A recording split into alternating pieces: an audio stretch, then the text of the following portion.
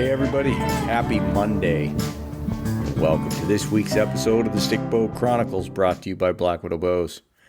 Had an awesome time with Compton's on Friday night. If you missed out, you missed a really good time with Brian Burkhart and Monty Browning. Monty telling his stories. He's a classic. And he was on, all the technology going on there. He was on Zoom. He was on a Facebook Live. So cutting edge for sure. Going to keep this short. This week's episode is with Toby and Ken from Blackwidow Bows. Really good time. This thing sat in the file for a bit, like 3 or 4 weeks. I didn't get around to editing it. And when I did, I realized I was cracking up the whole time. Ken kind of roughed me up a little bit, kind of hurt my feelings. I'll get over it though. I just want to say a big thanks to everybody that's been reaching out. And, this does take time. Sometimes it's not what I want to be doing. And so when somebody says, hey, thanks, and, sends me a picture or something, it does make it worth it. So thank you. Follow me on Instagram. Follow on Facebook. Share the podcast. We've had a great month, man. A lot of messages from guys that don't even stick bow hunt, so that's pretty cool. Yeah, getting the word out. The community's growing, and yeah, it's really cool. Appreciate everything. So, big thanks to the sponsors: the Footed Shaft, Selway Archery, Kifaru Intl, and of course Blackwidow Bows. Hope you guys have a great week. Roger out. Hey, I got a question. Lay it on me. I got a question for you. Do you pronounce your name potato or potato? I can tell you, Ken, that's how I learned to fight when I was in first grade. Well, I'm not a first grader. You wouldn't hit me, would you? Well, that's... Would it be okay if I just call you Spud? Absolutely. That's what's on my hard hat. Did you ever pick that nickname up, Spud? I had nicknames that people never said in front of me. Well, geez, I think Spud would be the appropriate nickname for you. You would think, but by third grade, that's how you learn just to get tough skin. You're like, whatever. If I... How many years did you spend there? Man, they got you tuned right up, Ken. Well, I'm in here with Toby, and I figure, Toby's known as the Don Rickles of the archery. You remember Don Rickles, don't you? I do. Yeah, well, he's the Don Rickles, Black Widow. He just asked me before you answered. He said, "Now we're going to be serious, aren't we?" And what'd you say? And here he starts in. Well, what did you say? I did say no. I gotta imagine I gotta imagine that Toby just handed you a script, right? The first 3 minutes. Yeah, and I got to get my glasses on so I can read it. Well, I figured it was all of the the wisecracks. He said, "Here, Ken, here's what you say the first 3 minutes." Well, what's on your mind today? Well, I want to get back to the potato thing now. If I could ever find the guy that created the Mr. Potato Head toy, yeah, that would be a pro. I'd have a little talk with that guy. He's kind of he made my childhood a little rough. Did he? Well, his name's not Sue. Well, how are you guys doing down there? We're doing good. We're still under quarantine, supposedly. Does that mean that Toby won't let you guys leave the shop? He's got the doors locked. Nobody can get in or out. He's got the whole crew there. Nope, governor said you got to stay here and work. That's right. Once you're in, you're in. Hey, I got to tell you a story about. See, Toby, how old were you when you bought into Black Widow? Well, been early 30s, 30. You were in your early 30s? Yeah. Well, how old are you now? Late 40s. How late? I'll be 49 this summer. 49. Well, I was 46 when I made that dumb decision. And his wife, Chrissy, she's a beautiful lady. I don't know how this ever happened, but Toby got lucky. And she had a surprise birthday party for his 40th, the big 4-0. And we all went down there and surprised him. And I said, do you remember what I said to you, Toby? Oh, yeah. Oh, yeah. I said, Toby, I got good news and bad news. The good news is that you should have over half of your life left to live. Okay, what's the bad news? Well, the bad news is the second half goes twice as fast as the first half. Was I right? You're right on. Yeah, you're on schedule, aren't you? Yeah. Yes, it does. It's one of those things that sounds cliche, but the older you get, the faster it goes, it seems like. Boy, doesn't it though? Doesn't it though? Hey, so the quiet one, is he there? The guy that doesn't say much, Roger?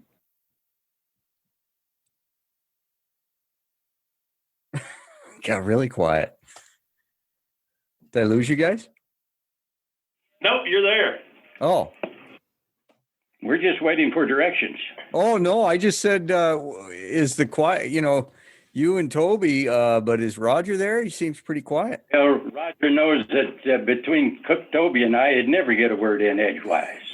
He's the guy, he's got his nose to the ground. He's probably working right now. He is. Somebody has to, I just figured we'll roll right into it. Does that work for you guys? Yeah. What do you want to know about bullfighting? Toby can tell you. Was he a bullfighter too?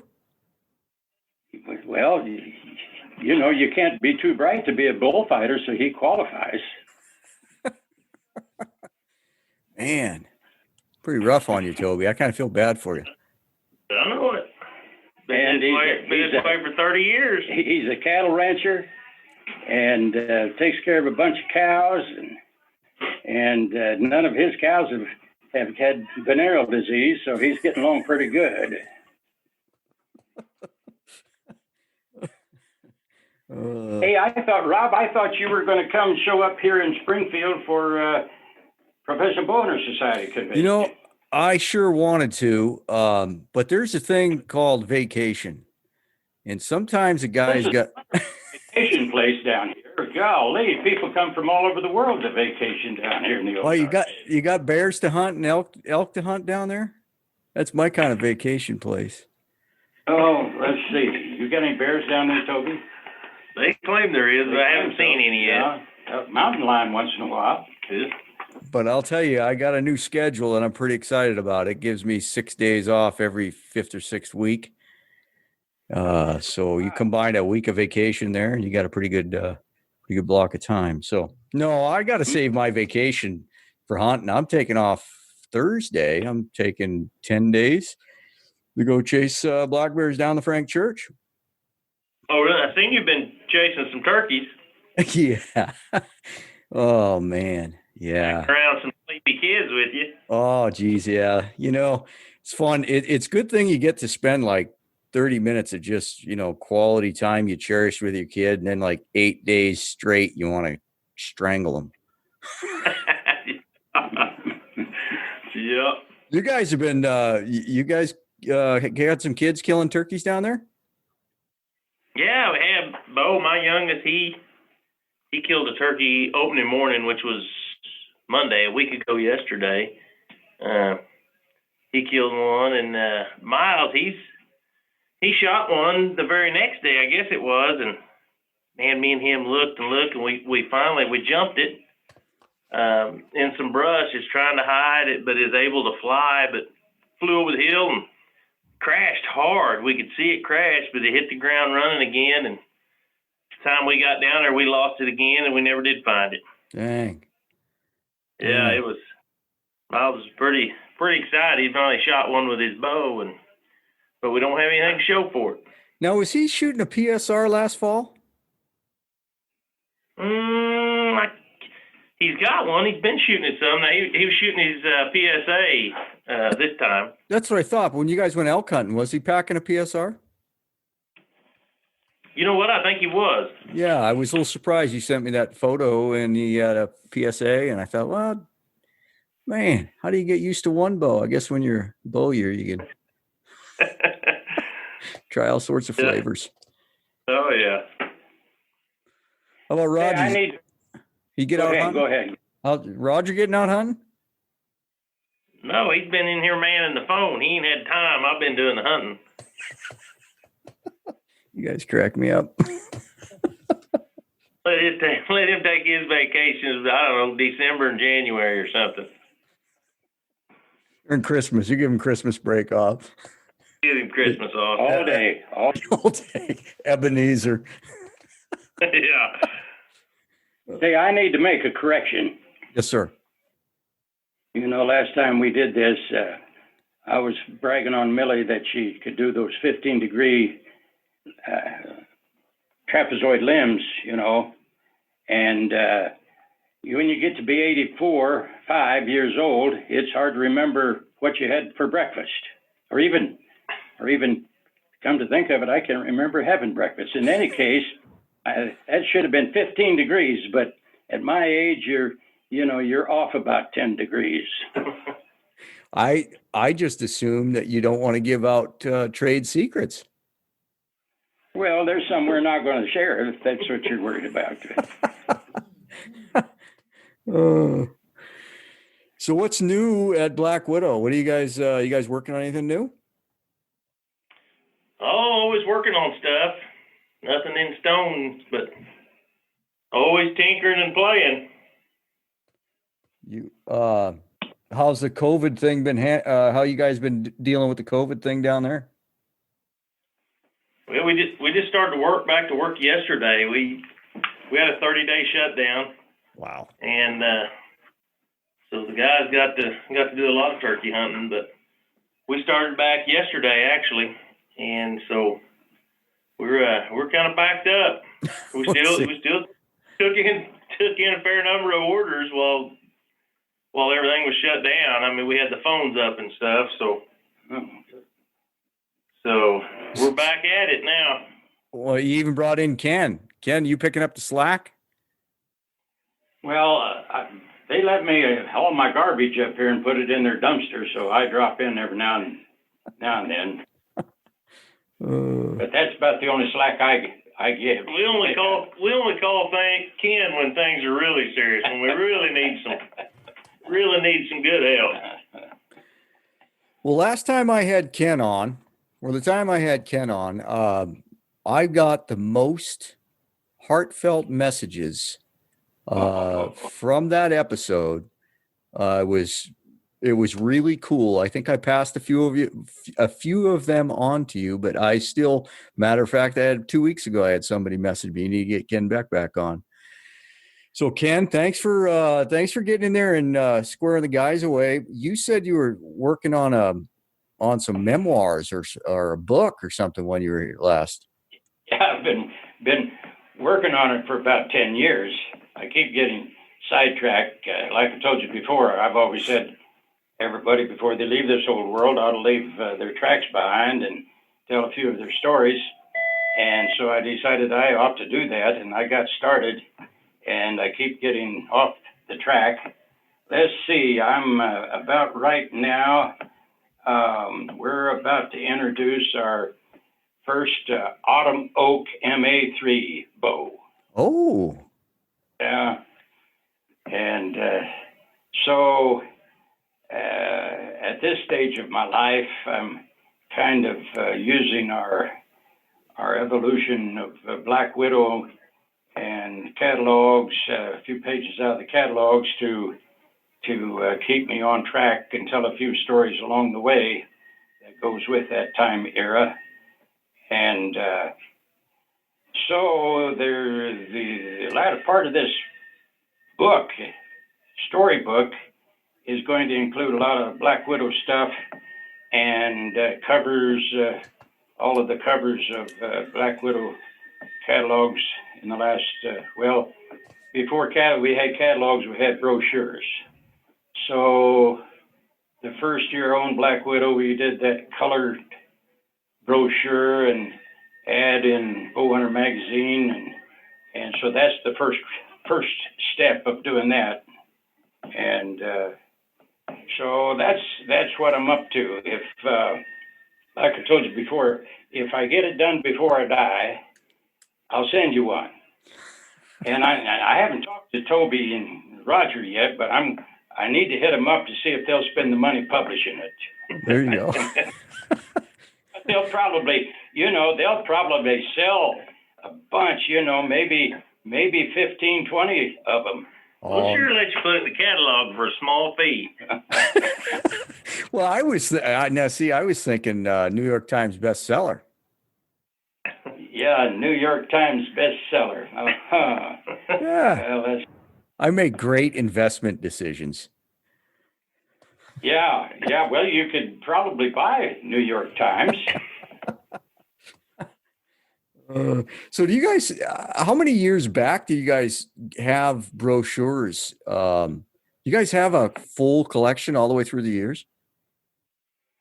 I think we do, don't we? Well, you have, I think you have a complete collection. I have a complete collection going back to 82. And then from the Wilson brothers, I've got a collection of little catalogs, little brochures, not exactly catalogs, but little brochures. And by the way, did I tell you the Wilson brothers are to be inducted in the Archery Hall of Fame?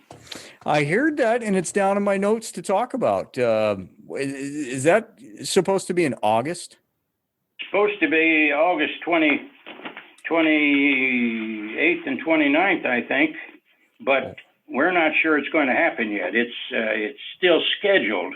Doesn't take long to cancel, and so we're not sure what's going to be happening by the end of August, and if not, they'll postpone it and reschedule it a little for maybe in the spring. By the way, I gave you Diane Miller's telephone number, didn't I? And I told her to expect a call from you, but you've let me down. I know I called and I never, I'll have to talk to you about that later, because I did call and I never got a hold of anybody.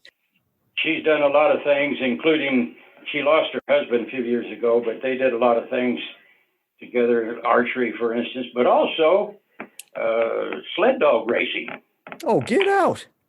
Yeah, she's an interesting lady. Well, I thought you said she lived in California. Is that right? Well, she lives in Pennsylvania. Gosh, I'm getting confused now. And what did I have for breakfast? Did you have breakfast? So where's the banquet supposed to be, or the ceremony supposed to be?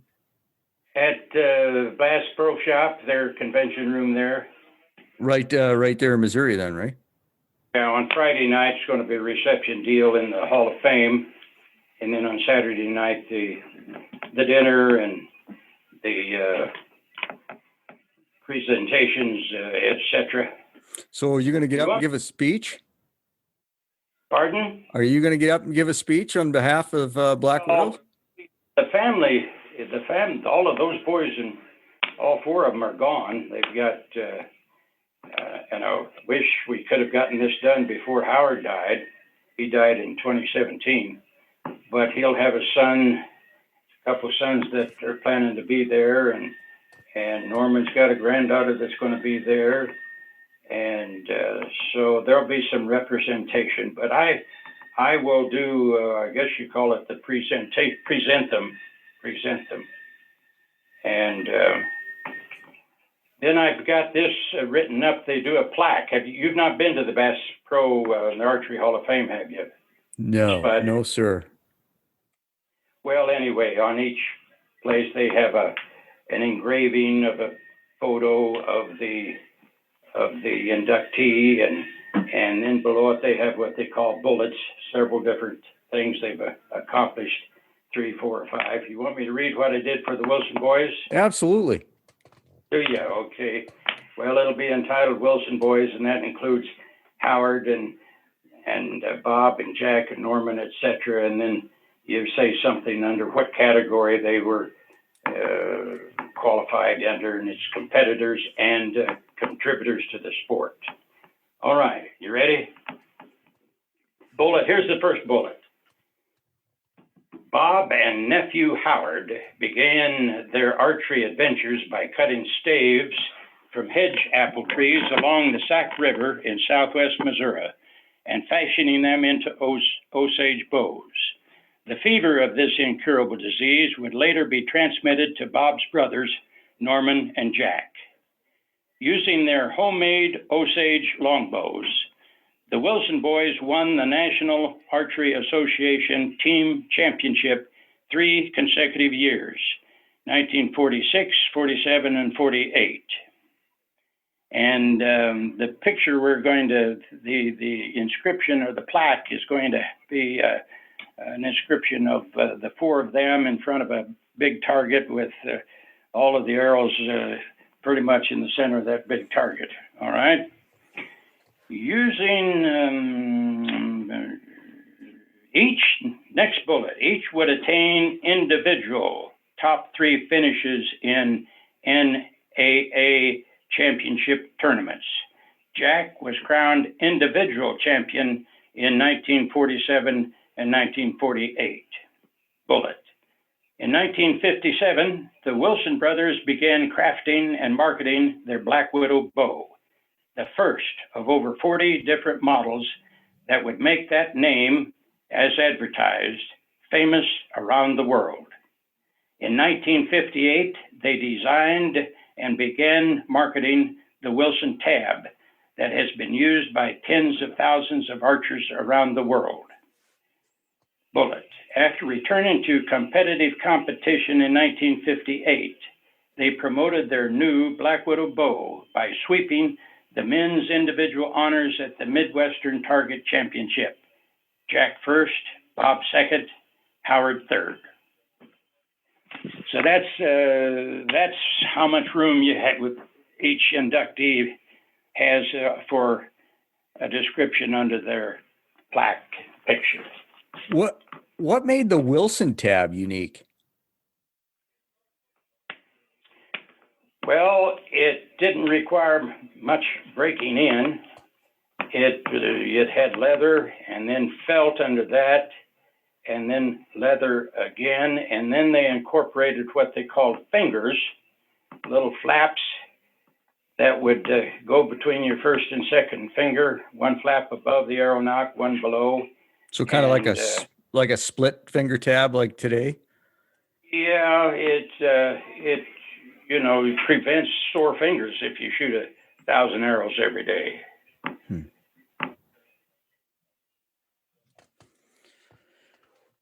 Well, that's Ask Toby one now. He needs to get into this. Toby, you going to give a speech? No, I'm learning from this. Well, they weren't even going to be there. They were going to be on a bear hunt in Maine that they sponsor out there. What? So I'm hoping, well, if they have it next spring, maybe they can make it. You guys doing a bear hunt this fall, or I guess late summer? Yeah. Yep. That's the one you're doing. I'm going to Maine again up in northern Maine, up around Presque Isle, with Squaw Pan Mountain Outfitters. We've done it for 12, 15 years now. Is it all booked up? I think so. Yep. How many guys usually go? Oh, there'll be a dozen to 15 all shooting traditional bows all in the same camp. It's a lot of fun. Yeah, it's all Blackwidow, isn't it? Oh, I mean mostly, but now there's guys that it's not a requirement. You can bring whatever bow suits you the best, and we won't make fun of you, until you're not around, and if you're not shooting one. But no, you can bring whatever you want. Yeah, a guy better have his big boy pants on and walk into be the only guy packing something other than a Blackwidow with 14 guys shooting Blackwidow.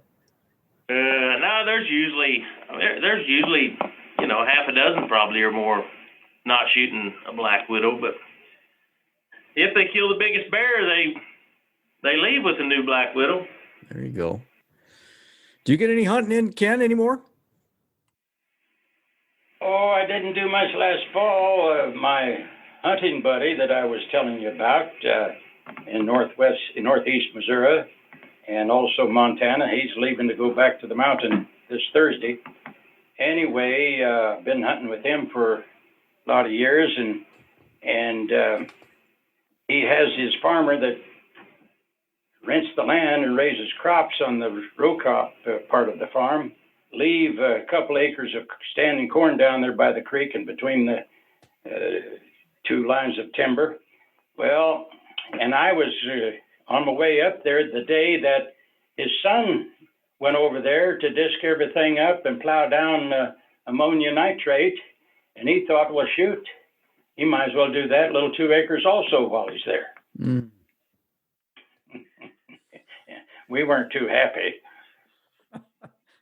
So there was a rainstorm coming in, and I needed to make a trip on up north, so I didn't hunt this year. Yeah. You ever get out after turkeys anymore? No, and when I've turkey hunted, I've always gone up there. Turkey kind of been my nemesis. I've hit several that I never retrieved, and got one mounted up on my railing, but I've not been. Now I brag on my turkey hunting, my bow hunting friend Dwayne Carroll, right? Okay. And I told you he was a good hunter, didn't I? Yep. Did I tell you he's a lucky hunter too? That's part of being a good hunter. It's good to be both. But he hit one on the fly one time with his bow. But let me tell you this story. He's out there hunting, and he calls in a bird, and he smacks him and rolls him over, and that old turkey got his legs back under him and his wings a going and took off and flew across a little hollow there, as they'll do, and landed over on the other side and crashed. Dwayne can still see him there. And that old bird wobbled around and got his feet and legs under him again and got his wings flapping again and flew right back over to where Dwayne was standing and fell dead about 20 feet from him. Oh, really? Oh, that's good. Well, that was mighty nice of him. Yeah. See, all of my stories are failure stories. If you like to hear bow hunting failures, I could tell you a bunch of those. I don't want to do that. But why not? They'll be in my storybook. Toby could probably bone us up on some failure stories. Oh, yeah. Yeah, if you've hunted much at all, you've got some failure stories. What's your, Toby, all seriousness, what's the one shot that haunts you? You got anything that you ever missed that just haunts you to this day? It's always a good subject. I'll have to think of it, man. I'll have to think a minute to see if one that I've missed. But, yeah, actually I do, and I've got the entire thing on video. We got you can hunt bears in Arkansas, which is just south of us. We're literally just about 30, 40 miles from north of the Arkansas line, and I've got a guy that I know down there that let us hunt. And you can bait on private land for 30 days before season. So I spent 4 weekends. It's 125 miles one way. I spent 4 weekends. Every weekend I took bait down there and baited these sites. And it had 600 acres. We had 3 spots, and we had bear coming to all of them. And so I had 4 trips down there and back already. And then the season rolls around, and we go down there, and I get in a tree stand at 6:00 in the morning, sit there all day long, and at 6:30 that night, I look up, and here comes a bear. I mean, just walking right at me. I had a video camera, turn it on, get my bow, and I had thrown some donuts out that morning, literally about 7 or 8 steps from my tree. And this bear walks in and literally was slightly quartering away and walks down and drops his head at these donuts. And I've got the camera rolling. I'm thinking, chip shot. I've already texted the taxidermy, told him to be ready. Pull back, turned it loose. The arrow hit, and the bear jumped about 2 feet, and I'm looking, and that arrow stuck in the ground. The bear's standing there looking at me, and I just shaved the hair off of his armpit, just completely missed him. It's, like I said, 7 steps. A chip shot. So when I go to feeling kind of cocky, I'll go up there and watch that tape again and kind of humble myself. Or somebody plays it for you. yeah, exactly. Those on film in Manitoba, and I try to watch my language, but the sound, the microphone on that camera picked up a dirty word.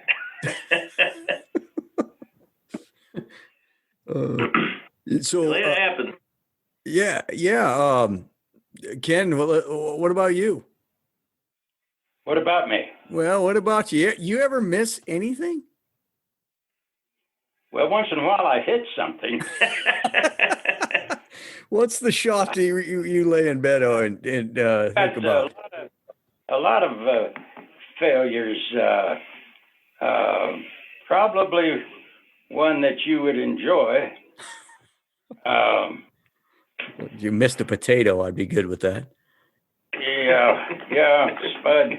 This one you'll like. I was in the wilderness area of Wyoming, up where the big fire was back in the early 80s, and a lot of grass, a lot of dead timber, but a great place to hunt elk.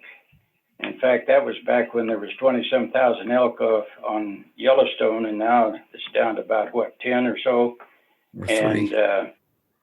And this is just right east off of Yellowstone in the wilderness area of Wyoming.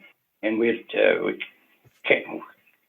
trail back in there 15 miles back in there. I was told we crossed Hoodoo Creek 52 times to get to camp. I'm out every morning and go down to another drainage and then up the other side. And you could hunt elk all day and call bulls all day. We were on horseback every day. In any case, we get a bull to answer and we bail off. And Dwayne, my buddy, with me, he's already killed a bull. He killed his on the way into camp. Lucky guy. And so the outfitter, he's back there doing the calling, and he's told me, when I was out there, I was trying to get down on my knees and hide. He says, you don't need to do that. He said, just stand there like one of those dead stumps.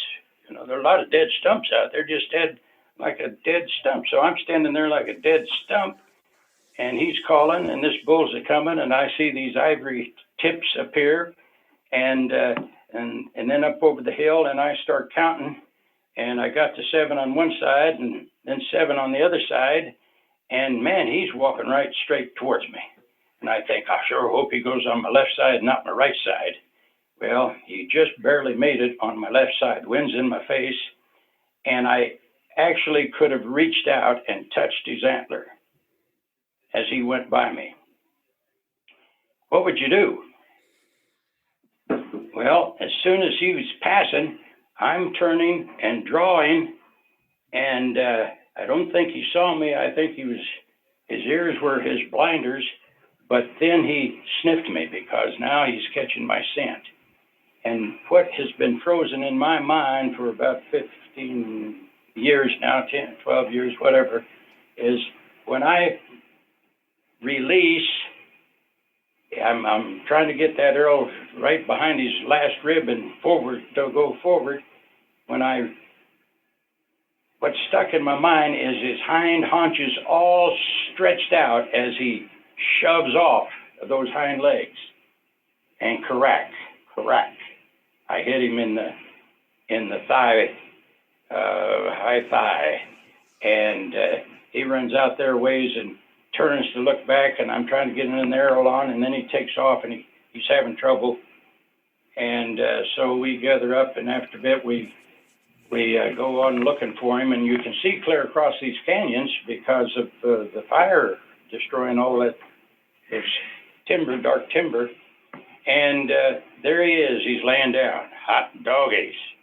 Then he stands up. Oh, no. Then he lays down. Hot. Stands up. So we've got a spotting scope. We're watching him. And what I had done, I believe it or not, I broke his leg bone. Not because I was shooting a really heavy bow, but he was pushing off of those legs. You understand what I'm saying? Yeah. There was no shock absorbency there, and so it broke that hind hip bone below the hip joint, and so we're watching him. And this was about 10 o'clock in the morning when I shot him. We watched him for several hours. And then pretty soon he gets nervous and he's up and down and up and down. He's not going far, but he's just very uncomfortable, of course. And then he gets up and starts leaving, going up the mountain. And the reason he's up and leaving, there's a grizzly headed his way. So the grizzly didn't get on his trail and follow him. So we gathered up and we circle around and go up over the ridge and find him again in a similar situation. And it's getting late in the day, and I'm in favor of leaving him there and trying to come back the next morning, because now he's just down. He's not getting up. He's just down. And the outfitter, he's worried because the grizzlies will get him, and there's a storm coming. And so he sends Dwayne and I about an hour trip around the ridges to come down upon him, and he'll signal to us. Well, when left Dwayne there, and he went with me around. I got that backwards. Anyway, not too long after we left, Dwayne's horse starts having a fit because his buddies have left him, and that bull gets up and goes up over the ridge. In the meantime, the storm has come in, is starting to sleet. And so we gotta give up. In the meantime, Dwayne came down through the canyon and back up to meet us. And I always wondered what would have happened if we'd have left him there and come back the next morning with a little fresh snow, if I could have slipped in on him and gotten him. But that's kind of a typical story for me, Rob. I'm a pretty good bad luck guy.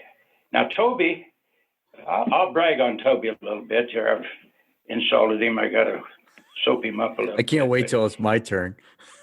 Toby, he's kind of like Dwayne. He's got that natural hunting ability. He handles the pressure, I think, well, and he's a hunter. He's a hunter. I'm just a wannabe. I'm kind of like the paratrooper. You know, they're jumping out of these airplanes, training these boys to jump out of airplanes, and each one's coming down with his deal on the wire, and the sergeant says, why are you a paratrooper? He says, because I love to jump. All right. Next one. All right. Why are you a paratrooper? Well, because I love to jump. Here comes this little squirt, and he comes out there. Why are you here? He says, I don't know. Well, not because I like to jump. You don't like to jump? No. Well, why are you here? Well, I just like to be with people that like to jump. I like to be with people that like to hunt. Well, yeah. I mean, it's pretty rewarding to have been able to spend your life at the level you have there at Blackwidow. I mean, you've been rubbing elbows with the best of the best for years. I'm not that I'm throwing Toby into that mix, but well, at least 30, at least 30 years anyway. Yeah, no doubt about it. We've met and seen a lot of interesting people. Oh, especially especially there at Blackwidow. I mean, you guys have some pretty amazing people come through shooting your bows. Yeah, we really do. Which one of the Trump boys did we sell a boat to? Oh, Trump Jr. Trump Jr.? Yeah. Oh, really? How long ago was that? Oh, I don't know, 15 years. Yeah, the last one was our anniversary bow. So 07. You ever hear of a guy by the name of Jack Nicklaus? The golfer? Yeah. Oh, yeah. He and his son, they bought a couple bows. I wonder if he's as good with a bow as he is with a club. Well, we never got any success stories or pictures, did we? he never invited me to come play golf with him. So Ken, last time you were on, again, you mentioned a book, but you said you had stories. You told a story about building a plane when you were a kid, you and your buddies. And you said, I got a lot more stories like that. Yeah. What do you take us back to when you were a kid. Tell us more of those stories, how you What was it, 18 years old? We've joined the Air Force and qualified for jet pilot, fighter pilot training, but we have to wait to get in because there's a backlog of inductees that have passed in the tests and so forth. And so we start flying, taking lessons in a little Aranca Champ, and we had about 4 hours in, and so we decided we've had that opportunity to buy this 1938 Aranca Chief for $90, and we did and recovered it. And so that's my buddy's plane, and I decide I want one of my own so we both can chase each other.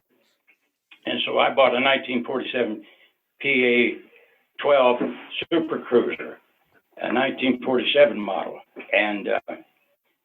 and so I've gotten checked out with it, and the guy that's giving me lessons, he says, now, when you take your test ride, this airplane needs to do a clean brake stall. In other words, you don't just mush, you let the bottom fall out of it. Okay, well, that airplane's a safer airplane. It's less likely to want to have the bottom drop out of it, and that's a good safety feature. But I'm up practicing this thing to do this. Got this flight test coming up, check ride, and so I pull it back and cut the throttle, and it mushes down. It's not what we called a clean brake stall. So I try her again, pull the stick back a little further, and it's a little better, but I figure, well, by golly, I'll make this thing stall. So this time I really pull it back, and everything gets real quiet. Pretty soon the maps and so forth that are back behind, there's 2 passenger seats behind the pilot seat, and back in there's a little place for some cargo. That stuff is floating around with me up front by the windshield over the instruments. And now everything starts whistling, and I'm looking at the airspeed, and it's still 0, but it's whistling. Then finally the nose drops, and the speed goes from 0 to 150 red line, and I pulled it out, and I decided I better go back to the airport and check it out. So go back and check it out, look it over, and both of these had wing tanks on it with gas caps on each wing tank top. Both of those wing tank covers, gas caps, were gone, and so I had to go buy some new caps. And I've talked to people over the years.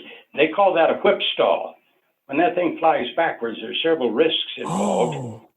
And that is, if your controls, if you don't try real hard to keep them in neutral and they start going back, the air catches them like these stock car flaps do on their hoods and so forth, and it'll rip the control surfaces off. The other problem is when that thing does whip down, that's why they call it whip style, because all of a sudden that nose whips down. Now you're going fast, 150 miles an hour in an airplane that's not supposed to go that fast, and it's falling straight down. It's not flying yet until the nose gets down, and you can rip the wings off. And so that was the first that was one of the first stupid things I did. I did a whole lot of them, but I never did that again. You learned from it. Yeah, in fact, on the dash, you get to read in there. There's a little sign that says, "Do not Quip Stall this airplane." You saw that after it was done, or what? So Yeah, nobody told us about a whip stall. So now you're saying you're flying along, and you pull up hard. And now you're going straight up, right? You're going to do an intentional stall, and I don't know what the degree is. Maybe it's 50 degrees until it runs, and you cut the throttle, and it runs out of speed and stops flying, and so the nose starts falling down, and now if that happened and you were close off of the ground, then you need to be able to get it back under control, pick up airspeed and get it back under control. So now, nobody ever about a high-speed stall. And so you can also do a high-speed stall. And when you chase chicken hawks and you're trying to, follow them in a tight turn, it's a wonder I didn't do some high-speed stalls. Now, that's not because I was a brave pilot. That was because I was a young pilot. As kids are. Yeah, when we flew in the backcountry a lot, we always used to say there's old pilots and there's bold pilots, but there's no old bold pilots. Oh, they never get old. Now, I could tell you another one that's even, well, no, I'm probably ashamed to tell that one. Get Toby to tell one. Toby, you ever done anything you were ashamed of? Nothing that bad. Most of the stuff I've done I'm ashamed of, I can't say right now because I was working for you and it's probably here.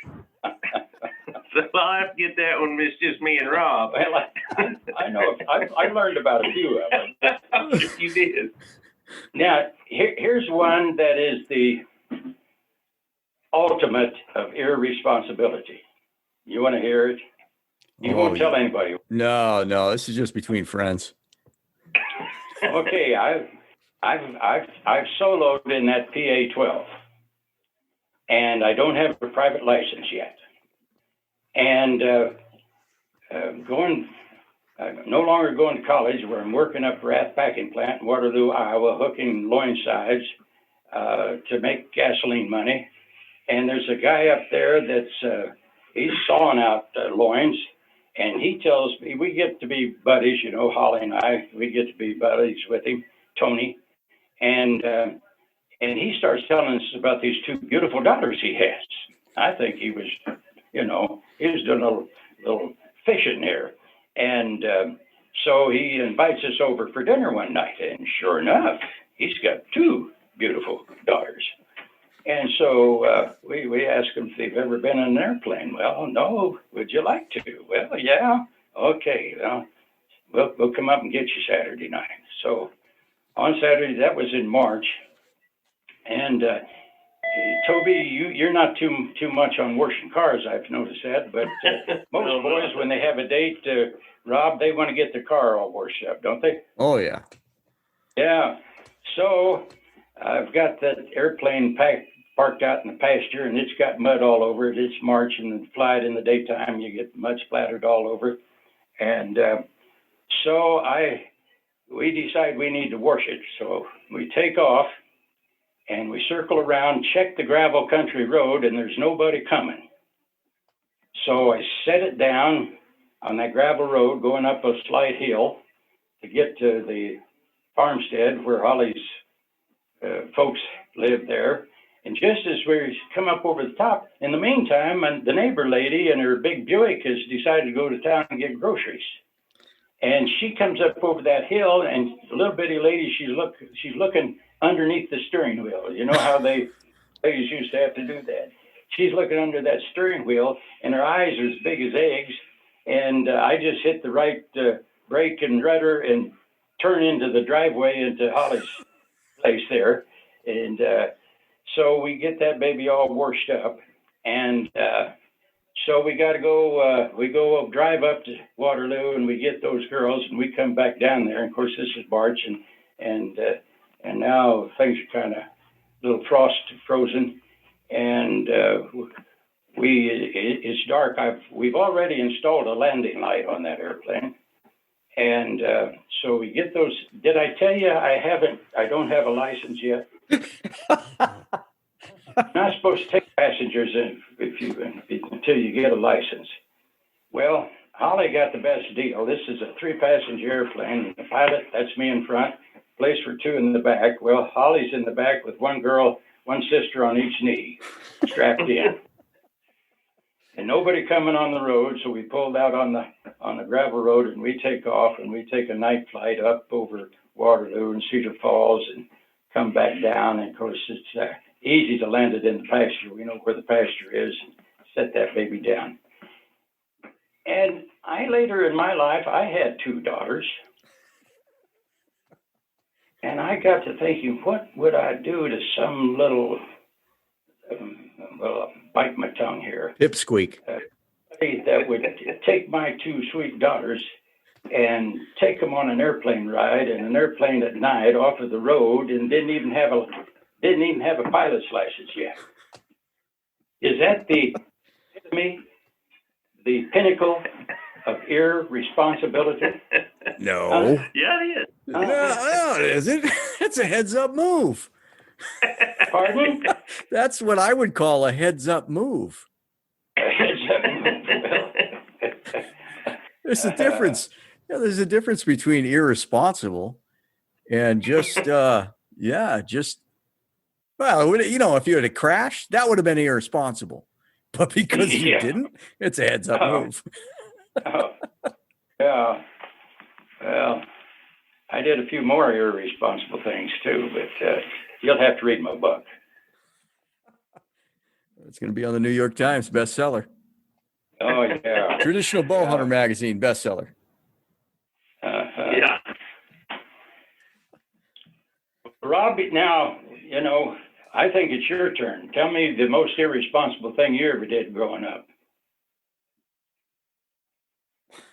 Hello? This podcast usually lasts an hour.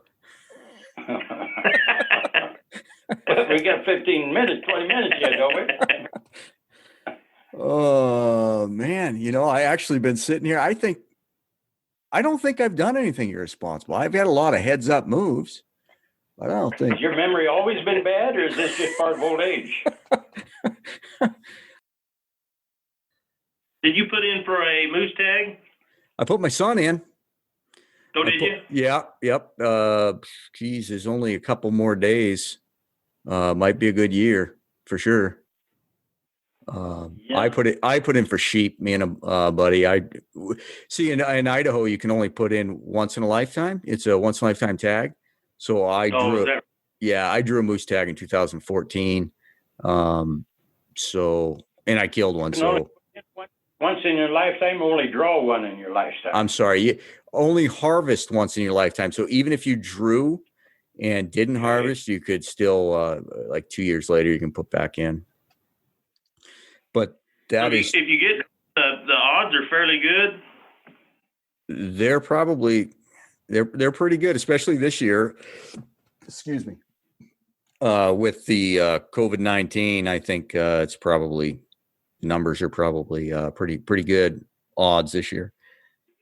Yeah, I put in for New Mexico, didn't draw it. And Spud, you're not afraid of heights? No, not too much. Moose, sheep, and goat are the 3 in Idaho that you can only draw or you can only harvest once in a lifetime. And to your point, Ken, I wouldn't say I'm afraid of heights, but if I draw that sheep tag, I'm probably going to be some places that I really rather not be. You're not afraid of climbing. Afraid of falling. You're just afraid of falling. Do you ever climb something? You ever climb and you just all of a sudden you're just like, man, I got to keep going because I can't stop. Can't go back down there. If I'm in a cockpit, I am not afraid of heights. But if I'm out on a ledge somewhere, I'm not comfortable. My son mountain climber. He climbed Denali a Wow. few years ago, and I'd rather be in a cockpit. I probably would have loved to have been to have my pilot's license. I probably really would have loved it. I do not like flying. Really not. It's probably, like least favorite things. But I'll tell you, flying out of Anchorage one time into Pedro Bay, we're in a Navajo 12-person plane, and it's always foggy, right? The pilot, I was sitting kitty corner behind the pilot, so I could, and I've flown with him before. You get a comfort level. He had a little GPS on the, I don't know if you call it a steering wheel, whatever, and it's blank. We get up there, we're 20 minutes into the flight. I think the flight usually took like an hour and 20. We're 20 minutes into the flight and it's blank. So he keeps flying, and I'm watching him now for 30 minutes. It seems like he keeps going back and trying to refresh or something. And I realize that his GPS is not picking up satellites. So then he reaches under the seat or something, grabs another GPS. He gets that going, and it's not picking up satellites. It's clueless. And I mean, pea soup, you don't see nothing. And knowing that when we're flying, there's a couple of peaks that we fly lower than, because I've done that flight before. So then now we're probably into it an hour. He reaches under the seat and he starts pulling maps out. He's got maps on his lap, and he's got, I don't know, some kind of protractor. And in my head, I'm thinking, how in the world do you figure out where you are? Right. And just about, like I said, it's an hour and 20 minutes flight. All of a sudden, bam, his GPS picks up the satellites, and he turns the nose down through the clouds, and wham, there's the lake, and we land. He said he just completely lost. And come to find out, it was, I don't know if it was worldwide or region wide, but for whatever reason, the satellites all went down. How many years ago? 2010, 11, somewhere in there. Well, for a long time, there were guys would have handheld GPSs to back them up flying, but they still weren't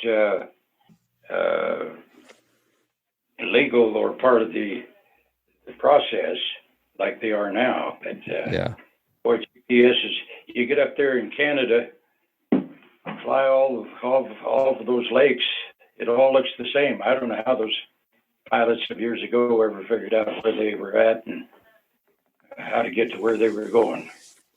Yeah, but getting back to hunting now. What tag did you put in for? Did you put in for a moose tag, Toby? No, I put in for an elk tag in New Mexico. Oh. Well, they've already drawn. I didn't get it. You didn't get it. No, I put it down in the Gila National Forest, but didn't get it. But last week put in Kansas for a whitetail tag. Oh. Have you done that in the past? I have never hunted Kansas. I have not. I've hunted Iowa, I don't know, three or four times, but never hunted Kansas. When you say a stag, you talking about a game farm? A bull? For New Mexico? No, Kansas. No, whitetail. Whitetail. Yeah. Okay. Yeah, I just put in for a whitetail tag. Yeah. Okay. Yep. Now you go to Colorado every year though, right? Yeah, and I just put in for a point this year, and I will probably go to an over-the-counter area. My youngest Bo, he'd be 15 this summer, and so I'll probably get him a youth tag, and I'll probably just tag along. So my Colorado trip might turn out to be kind of cheap this year because those youth can get a bull or cow tag and either sex tag for $100. So it's a really good deal for youth. Wow. So is he gonna... I've done that with Miles 2 or 3 times. They can do it until they're 7. So I think I'll take advantage of that, and I won't get to shoot anything, but it'll be just like hunting anyway, just with him, you know. You is Bo going to be rifle hunting or bow hunting? He'll be bow hunting. Nice. Yeah. You shoot a stick bow? He shoots a stick bow. I don't know that I'll let him take a stick bow. Yeah, no, I get it. It might be like the first time or two I took Miles, and he was bound determined he was going to take his stick bow, but boy, he was getting close to time, you know, and he had a compound bow, and we was out there shooting, and I was, for the right amount of money, I would have stood out there and let him shoot his quiver at me. And I said, son, I don't know, he was probably 14, about Bo's age, 14, 15. I said, son, this is just not going to work, you know, and so I actually made him that year take his compound, but so I don't know. We'll have to see how Bo's shooting. We recently, Rod Jenkins came to the house. Right before this COVID thing started in, Rod Jenkins came to the house, and me and Miles and Bo and Roger and another Tyler from here at work. There was 12 of us and my brother and some others, and did a clinic with Rod Jenkins. So, and Bo actually, he took to it really good. Rod was, after his over bragging on him, really impressed with him, and he did. He took to it pretty good. So all he had ever done is just, you know, things I had tried to teach him, which weren't much. So we'll see how he's shooting.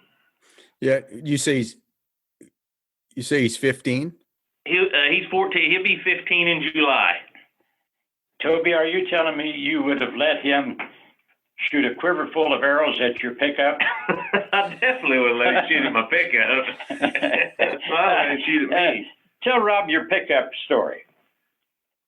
But when I shot the truck? Yeah. Oh, yeah. I've never been. To me, a pickup is just another tool. I'm not one of them to baby one around. Well, he squeezes all of the life out of them before he gets rid of them. I mean, when I buy them, I use them. And, yeah, we had a truck out here that one of the guys was, we got to testing broadheads here one day, and we went from one thing to another, and it all ended up, we were shooting the side of my Chevy truck, seeing who could put a broadhead through the bed of it. What was it, UPS guy comes? Well, yeah. We had been doing that, and my truck was parked out, I don't know, just a little ways off the back dock, and we'd been back there shooting, and it was a guy coming to get our paint waste. Uh-huh. He had pulled up, and he seen us back there, and so he come back to ask where our paint waste was, where he could pick it up, and right as he walked up, one of the other guys that was back there shooting, he turned around and walked off. We were mouthing each other anyway. And one of the guys, he turned and walked back into the building, and you said, I looked at the guy that was taking the paint waste, and I said, man, that dude, I said, I just hate him sometimes. And I looked over and seen my truck, and I still had my bow in my hand. It was after about 20 yards, and I just reared back and, That's the other guy's truck. Yeah, and I just drew back and I just buried an arrow in the side of my truck. And I told that guy at the paint way, I said, that'll teach him. His eyes get big? Oh my goodness, he thought, my goodness, this guy's going to kill him, you know. And I never told him he'd ever. I just buried that side of the truck, and we walked on in and got the paint waste, and away he went. There's no telling what he was telling the guys at his work. You know, everybody that's gone to work here, I think, sooner or later they got initiated, if that's the right word. And I remember Toby being initiated. You could do a whole nother segment on Blackwidow initiations. We won't go into it today. It'll take another hour. Yeah, you got to be thick-skinned to work here. Oh, I imagine. Yeah, I don't know if you listened to, I did an episode with Pete Weatherford here, just released it yesterday, 2 days ago. He talks about getting a new set of limbs, new set of 70-pound Blackwidow limbs for Christmas in Alaska, drawing the bow back Christmas Day and accidentally releasing the arrow right through the picture window.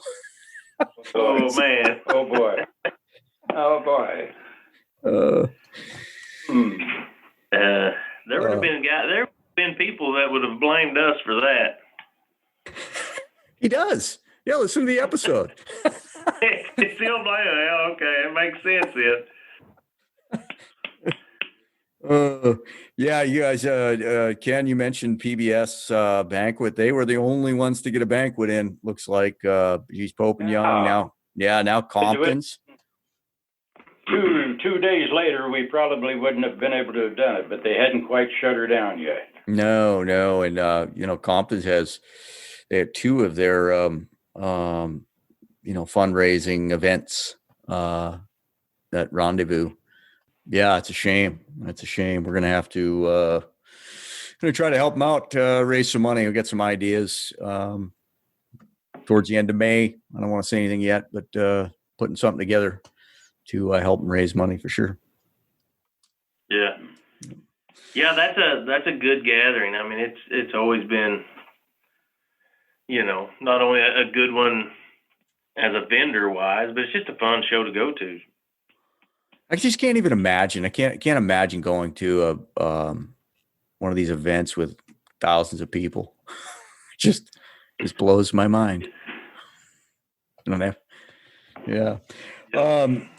You guys got anything else you want to cover? Come on, Ken. Man, you got I don't something. know. Ken's always got something. All you got to do is give him a green light. I've bored you enough. Well, I just say, all of these stories I've been telling you, they're not true. They're just fiction. Oh, yeah. You just realize you're going to get in trouble over something now? Just trying to entertain you. Well, when I think of some bad decisions I've made some bad decisions. Well, I'll give you a call when I think of something. Oh, you mean you can't remember any bad decisions, huh? I don't have a lot of regrets. I've got a lot of heads up moves I did in life, but I don't have a lot of regrets. Well, I've had some people say, well, my age, say, well, look back, wouldn't change a thing. Oh boy, I wonder what their life was like, because there's a lot of things I'd like to change. That 7x7 bull elk that I broke the hip on, I'd like to change that. Just one more shot. Yeah, one more chance.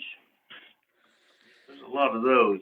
All right, guys. I better let you guys get to work. You guys are backlogged. Well, you don't mind me calling you Spud, do you? Oh, please. I would be honored. Okay. Remember the little basketball player? What was his name? Spud. What was he? 5'6"? Spud Webb. Yeah. He could jump up and he could dunk a basketball, couldn't he? Yeah. Yeah. Could he really? He competed. Yeah. He won the dunk contest. Yeah. Can you imagine? Have you ever heard of my basketball career? I had a basketball career. Did you? Well, let's hear it. Oh yeah. I think I was a sophomore, and they begged me to play basketball. I went to a pretty rough school. I went to a really rough school. Academics and sports wasn't what we were known for. And the team asked me to play basketball. It turned out they didn't have enough guys. The only way they were going to have a team. Yeah. So I did. I got on the team and I played in a game, and just the little things I was doing, they kept calling fouls. And how is that a foul? I played in one game, and then they said, "Hey, we got somebody else. We don't need you anymore."